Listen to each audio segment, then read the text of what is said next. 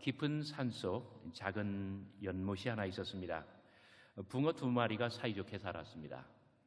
어느 날 여우가 물을 마시러 연못에 내려왔습니다. 그리고 큰 붕어에게 이렇게 말했습니다. 아니, 이렇게 작은 연못에서 어떻게 같이 살고 있니? 저 작은 붕어만 없으면 연못은 온통 너의 차지가 될 것이야. 이 말을 듣고 큰 붕어가 흔들렸습니다. 그래서 괜히 이유도 없이 작은 붕어에게 싸움을 걸고 그리고 끝내 죽이고 말았습니다. 연못을 다 차지하였기 때문에 큰 붕어는 좋았습니다. 하지만 곧 작은 붕어의 살이 썩으면서 점차 물도 썩었습니다.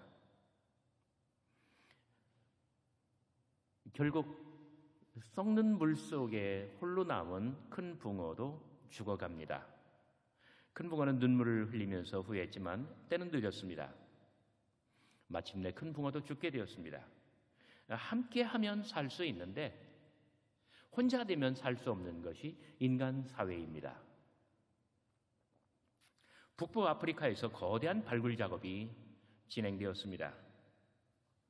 랩티스 마리나라고 하는 거대한 북부 아프리카의 고대 도시였습니다. 세프티무스 세베루스 황제가 태어난 곳이기도 합니다. 그것은 아프리카 해안에 위치한 로마 제국의 아주 중요한 항구 도시였고 그리고 그 지역의 중심지였습니다. 갤리선 로마의 군함이 여기서 출발해가지고 지중해 연안에 아주 곳곳으로 다 가는 그러한 대단히 아주 중요한 거점 항구 도시였던 것입니다. 그런데 어느 날 그 도시는 지구상에서 흔적도 없이 사라지고 말았습니다. 전쟁으로 인한 파멸도 아닙니다. 어떤 지진이나 이런 천재지변에 의한 그런 파괴도 아니었습니다. 이유는 단순했습니다. 아프리카 남쪽에서부터 홍수가 나면 계속 이 토사물이 내려오는데 이 모래가 항구를 자꾸 메우는 거예요.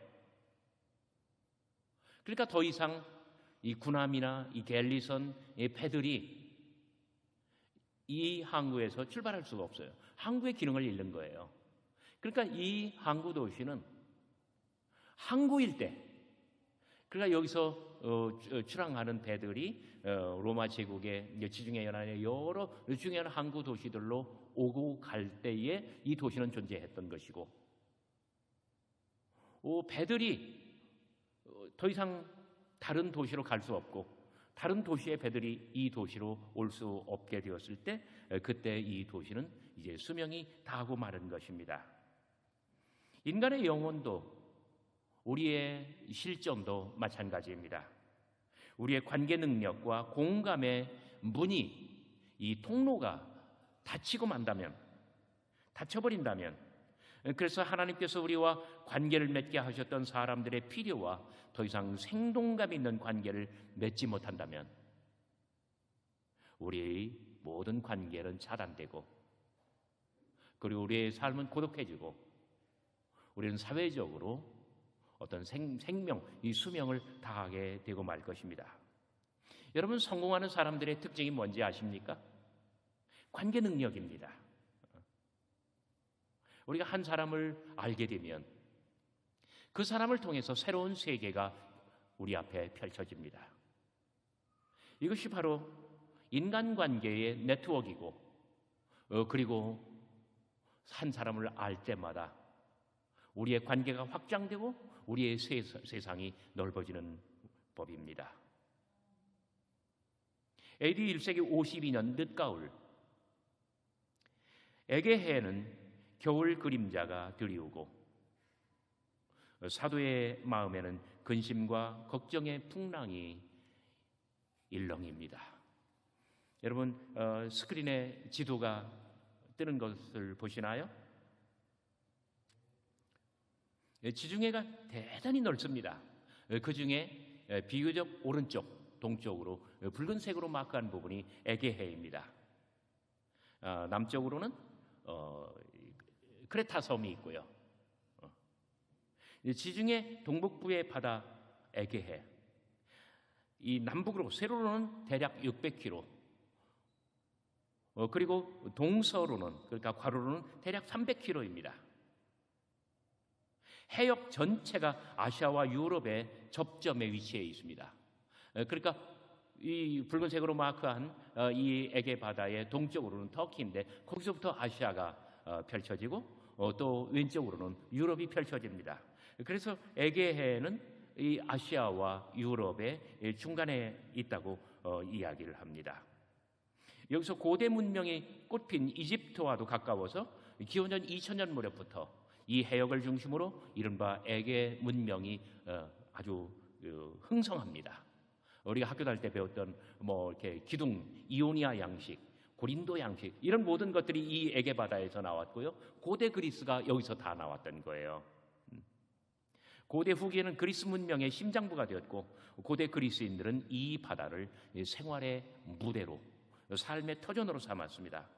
기후가 온난하고 풍광은 아름답지만 겨울바다는 거칠어 교통이 두절됩니다. 사도 바울이 에베소와 고린도 사이에서 한창 사역을 펼칠 때, 선교할 때 바울의 모든 중요한 교회들은 갈라디아 교회만 제외하고는 다 이 바다에 있습니다. 여러분, 제가 붉은색으로 마크했는데 북쪽으로 오른쪽에 있는 것이 빌립보, 왼쪽에 있는 것이 데살로니가, 그리고 오른쪽 위에 있는 것이 드로아. 우리말 성경으로는 드로아라고 나와 있습니다만은 고대 문명사로 말하면 트로이의 목마들 할 때 같은 도시입니다. 그리고 비교적 아래쪽으로 오른쪽에 있는 그 도시가 에베소. 바울은 지금 에베소에 있습니다. 그리고 왼쪽에 있는 도시가 그 유명한 고린도입니다.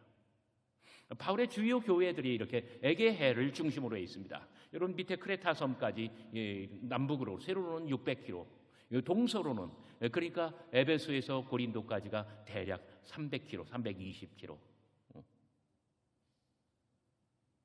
원시 기독교, 이 기독교 문명, 기독교 부흥이 다 이 바다에서 시작되는 거예요. 사도 바울이 빌립보에 들어갔을 때, 데살로니가에 들어갔을 때 거기서 살다가 사람들을 만나고 사람들을 사귀고 사람들에게 전도하고 교회를 세우고 그리고 교인들을 교육하고 떠나는데 바울의 마음이 얼마나 급한지 대략 4주입니다. 4주. 바울이 49년부터 56년까지 한창 활동할 때에 그 7년 동안 다른 교회들은 잠깐밖에 머물지 못하는데 고린도에서 1년 6개월을 머물고 에베소에서 2년 3개월을 머뭅니다. 그러니까 이 에게 바다의 남쪽에 이 붉은색으로 마크한 두 개의 도시, 오른쪽이 에베소, 바로 그곳에 두란노 서원이 있고 왼쪽에 있는 교회가 고린도. 고린도 교회는 바울의 편지를 가장 많이 받은 교회입니다. 에베소 교회는 바울이 편지를 가장 많이 쓴 곳입니다.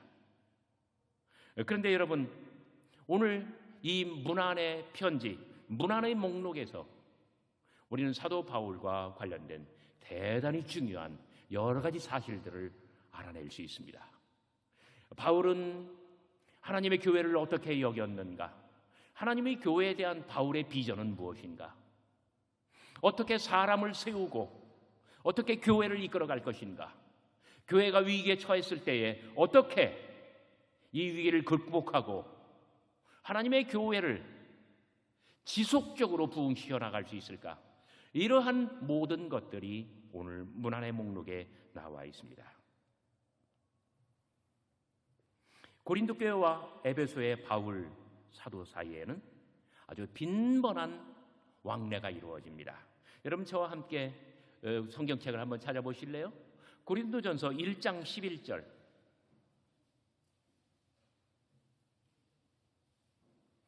1장 11절. 글로의 집 편으로서 너희에 대한 말이 내게 들리니. 여러분, 글로의 집 사람들, 사도 바울은 에베소에 앉아 두란노 서원에 앉아 있는데 고린도에서 클로이, 이 클로이의 집 사람들이 이 300km의 바다를 건너서 지금 사도 바울에게 와서 고린도 교회의 상황에 대하여 보고합니다. 그 다음 구절은 고린도서 오늘 본문입니다. 여기는 안 찾아봐도 되겠어요. 16장 17절 스데바나와 아가이고와 부드나도가 나에게 온 것을 내가 감사한다. 이 세 사람의 고린도 교인들이 320km 바다를 항해하여 지금 고린도에서 에베소까지 들어와 있습니다. 그리고 여러분 7장 11절 보시기 바랍니다. 고린도전서 7장 11절 너희의 쓴 말에, 자, 고린도 교회는 사도 바울에게 공식적인 서한을 보냈습니다. 아마 여러 가지 질문들이 그 안에 포함되어 있었던 것 같아요. 아마 이 공식적인 서한은 아마 스데바나나 아니면 글로의 집 사람들이나 이들이 바다를 건너올 때 아마 지참했을 수도 있습니다. 그 다음에 마지막으로 5장 11절 보시기 바랍니다. 5장 11절 보면 내가 너희에 쓴 것에 이르기를, 우상숭배니 여러 가지 말들이 있죠. 고린도전서 이전에 사도 바울은 고린도 교회에 편지를 한 통 더 보냈던 것입니다. 그래서 저는 학생들에게 이 부분을 가르칠 때 평생 잊어버리지 말라고 이 편지를 가리켜서 저 혼자만 그렇게 부르는 거예요. 고린도 전전서라고 부릅니다. 고린도전서 이전에 사도 바울이 고린도 교회에 보낸 편지, 고린도 전전서입니다. 에게해를 사이에 두고 에베소에 있는 사도 바울과 고린도에 있는 고린도 교인들 사이에 대단히 빈번하게 사람도 그리고 서한도 오가고 있습니다. 여러분, 오늘 본문 말씀에서 고린도 교회에 문안하는 사람들은 어떤 사람들입니까? 스데바나와 부드나도와 아가이고가 온 것을 내가 감사한다. 이들은 고린도에서 출발하여 에베소의 바울을 찾아뵌 후에 지금 고린도로 들어가고 있습니다. 이들을 향한 사도 바울의 애정이 얼마나 각별한지 모릅니다. 그 다음에 아시아의 교회들이 있습니다. 아시아의 교회들, 에베소를 말하는 것입니다. 아시아의 교회들, 특별히 에베소에서 아굴라와 브리스길라 및 가정교회, 그리고 그 외에 에베소 지역에 있는 모든 형제들이 에베소로부터 고린도를 향하여 320km 떨어져 있는 고린도 교회를 향하여 문안의 인사를 전하고 있습니다. 그리고 마지막으로 21절 나 바울은 바울 자신이 고린도 교회에게 또한 문안합니다.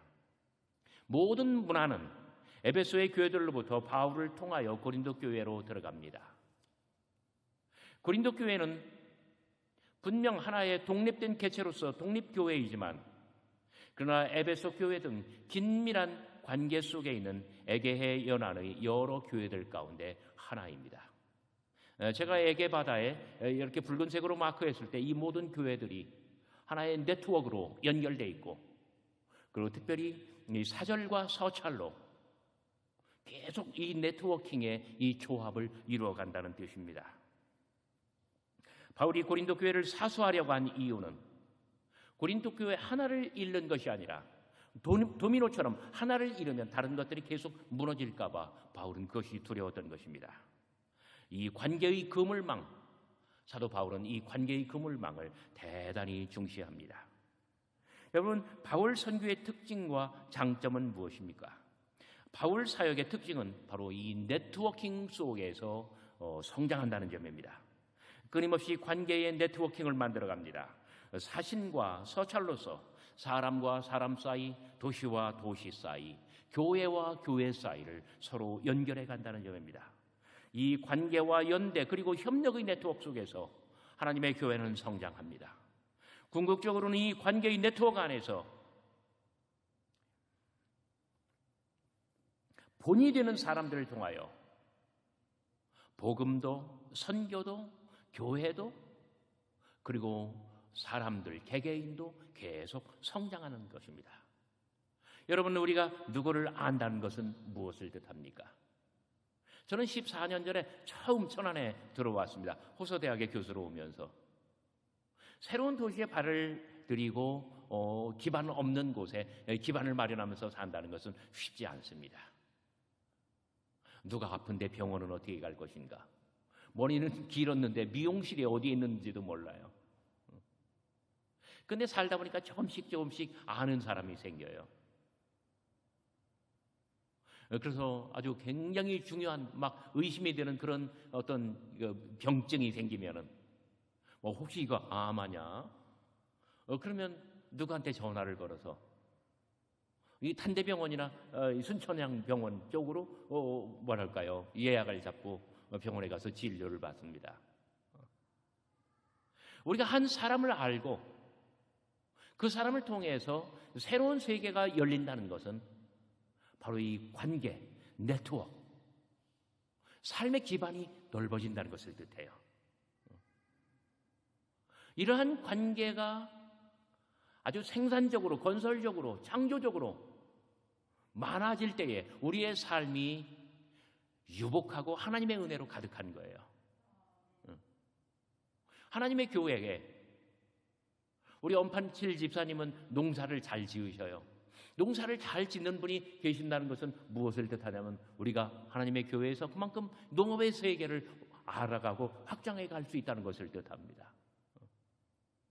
만일 건축하는 사람이 하나님의 교회에 계신다고 한다면 그 사람을 통해서 우리의 세상에 또 그만큼 건축계로 넓어지는 것을 뜻하고, 음악을 하시는 분, 또 학교에 계시는 분, 금융계에 계시는 분, 각양의 분야의 사람들이 우리 교회에 있고, 그러면 그분들을 통해서 모든 교우들의 세상이 그만큼 넓어지는 것을 뜻합니다. 사도 바울이 고린도 교회에 또 로마 교회에 다른 교회들의 문안의 인사를 전할 때 이 문안의 목록을 보면 바울이 얼만큼 관계를 중시했는가 알 수 있어요. 여러분 아시잖아요. 사도 바울은 예수님의 직계 제자가 아닙니다. 베드로, 야고보, 요한, 예수님의 직계 제자들은 예수님을 따라다니면서 갈릴리의 먼지 나는 길을 함께 걸었고 풍랑이는 바다를 함께 건넜고, 병든 자를 만나면 예수님께서 고치시는 것을, 기적을 일으키시는 것을 눈앞에서 목도하였고, 예수님의 직계자들은 이 보고 들은 것, 직접 체험한 것이 있기 때문에 정말 카리스마가 흘러요. 사도 바울은 그게 아무것도 없어요. 다메섹 도상에서 부활하신 그리스도를 그냥 주여 누구시오니까 나는 내가 핍박하는 예수라. 부활의 그리스도를 만나고 말에서 떨어진 경험밖에 없어요. 그럼에도 불구하고 사도 바울을 통해서 초대교회가 널리 확장되고 초대교회가 유럽 세계로 뻗어나가면서 세계의 종교가 된 것은 사도 바울의 관계 능력 때문입니다. 바울은 자기 주변에 오는 사람들을 대단히 소중하게 여겼습니다. 한 사람을 얻으면 그 사람의 능력을 통해서 하나님의 교회는 뻗어갈 수가 있습니다. 또 한 사람을 얻으면 또 다른 세계로 교회는 뻗어가고 기독교는 확장됩니다. 이것이 사도 바울이 소중히 여겼던 어떤 인간관계 그리고 선교의 네트워크였던 것입니다. 바울의 문화는 본인 친필로 직접 교회에 전해집니다. 나 바울은 친필로 너희에게 문안하노니. 그는 고린도 교회의 창설자이고 고린도 교회의 설립자이고 그리고 책임 목회자입니다. 그런데 최근에 아볼로라고 하는 사람이 다녀갔습니다. 아볼로는 정말 훌륭한 사람이에요. 아볼로의 훌륭한 점은 이루 말로 형용할 수가 없어요. 막 인물이 좋죠.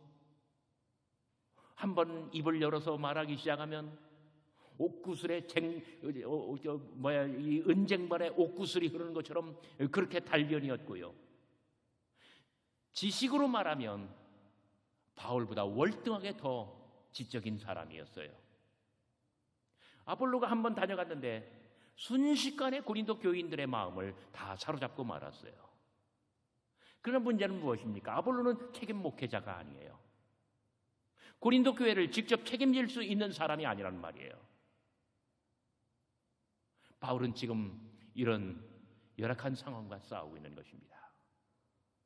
편지를 보내도 그 서찰을 띄우고 이 사절을 보내도 백약이 무효해요.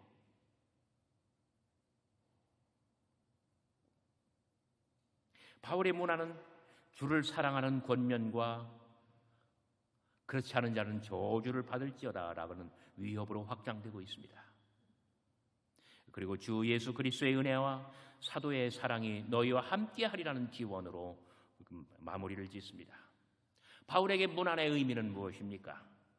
사람과의 관계 속에서 하나님과의 관계를 집어넣는 것, 사람과 사람 사이의 관계 속에 하나님과의 관계를 집어넣는 거예요. 그렇게 됨으로 말미암아 성장과 성숙을 지향하고 온전함과 건강함을 추구하는 것입니다. 그리스도의 은혜도 사도의 사랑도 이 모든 관계 속에서 만들어집니다. 우리가 함께 교회 생활을 하면서 우리는 이 관계를 소중히 여겨야 돼요. 여러분, 한 사람 한 사람은 제가 아무리 부족해도 담임 목사와 건강하고 그리고 정상적인 관계를 만들어야 돼요. 애써서 만들어야 돼요. 그뿐이 아니에요. 담임 목사뿐만 아니라 모든 교역자들 뿐만 아니라 모든 교우들 사이에 가급적이면 밝게 인사하고 서로 알고 서로 인정해주고 이런 속에서 진정한 교제와 친교가 이루어지고 이러한 관계 능력 그리고 관계의 노력 속에서 뜻하지 않은 하나님의 은혜가 우리들 각자에게 임할 수 있는 것입니다. 그래서 예배 후에 축도 후에 제가 나가서 한 분 한 분 제가 가급적이면 손을 잡으려고 하는 이유도 그래요.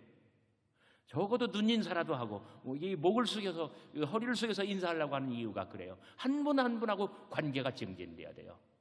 그리고 여러분들 사이에 서로 그런 인사 가급적이면 밝고 명랑하게 가급적이면 매력 있게 호감이 가도록 그런 관계를 만들어 나가야 돼요. 예수님 당시부터 초대교회에서 이 관계와 이 교제는 너무나 소중하게 여겼어요. 이 교제 자체, 이 펠로우십 그 자체를 하나님의 나라로 초대교회는 그렇게 여겼던 것이에요. 지금 사도 바울은 이러한 관계를 더욱더 생산적으로 건강하게 증진시키기를 원합니다. 위 두 가지 문안이 복판에 너희는 서로 문안하라라고 하는 명령이 위치합니다. 너희는 서로 문안하라.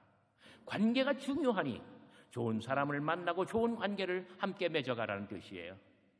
나의 모든 관계는 하나님의 은사, 하나님의 선물이니 그 속에서 모범된 사람들을 본받으며 성장하고 성숙하고 그리고 하나님의 은혜와 축복을 그 속에서 누리라는 뜻입니다. 나의 모든 관계는 하나님께서 내게 맡기신 참으로 소중한 달란트이니 관계와 연대 그리고 협력의 네트워킹 속에서 주님의 일에 동참하고 하나님의 교회를 부흥시키라는 뜻입니다. 성장의 동력은 개인적인 성장과 교회 부흥의 동력은 바로 모범과 본받음입니다. 여러분 고린도전서 16장 15절을 보시기 바랍니다. 형제들아, 스데바나의 집은 스데바나의 집, 가정교회를 말하죠. 곧 아가야의 첫열매요 또 성도 섬기기로 작정한 줄을 너희가 아는지라. 내가 너희를 구원하노니 이 같은 사람들과 또 함께 일하며 수고한 모든 사람들에게 순종하라. 내가 스데바나와 브드나도와 아가이고에 온 것을 기뻐하노니 그들이 너희의 부족한 것을 채웠음이라. 그들이 나와 너희의 마음을 시원하게 하였으니 그러므로 너희는 이런 사람을 알아주라.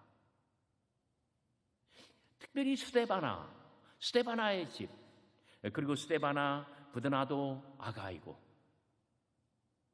이들은 사도 바울에게 그리고 고린도 교회에 왜 중요합니까?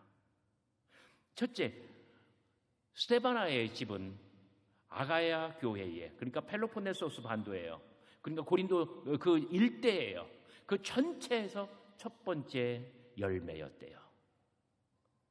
무엇보다도 스데바나와 스데바나의 가정은 고린도 교회의 연륜이 가장 깊은 사람입니다. 이런 사람들이 모범이 되는 거예요. 두 번째, 이 집 사람들은 성도 섬기기를 작정한 사람들이에요. 성도 섬기기를 작정한 사람.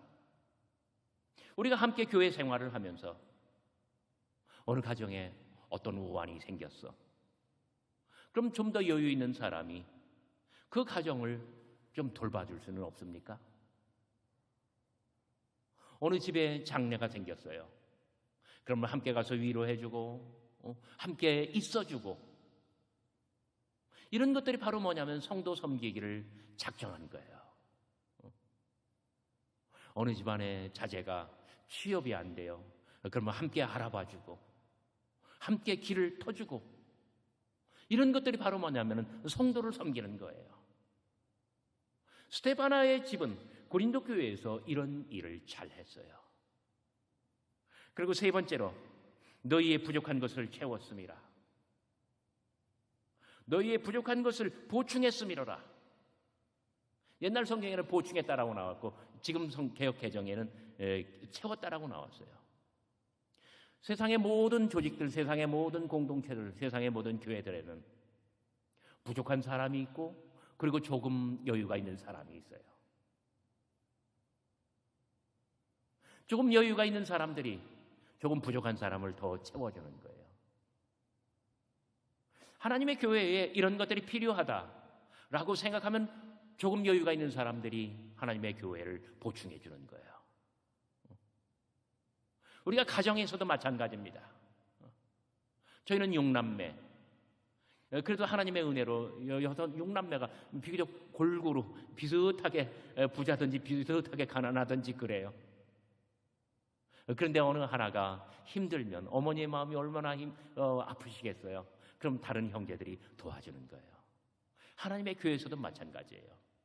스데바나의 집, 스데바나의 가정은 이런 일에서 큰 교회에 큰 덕을 세웠어요.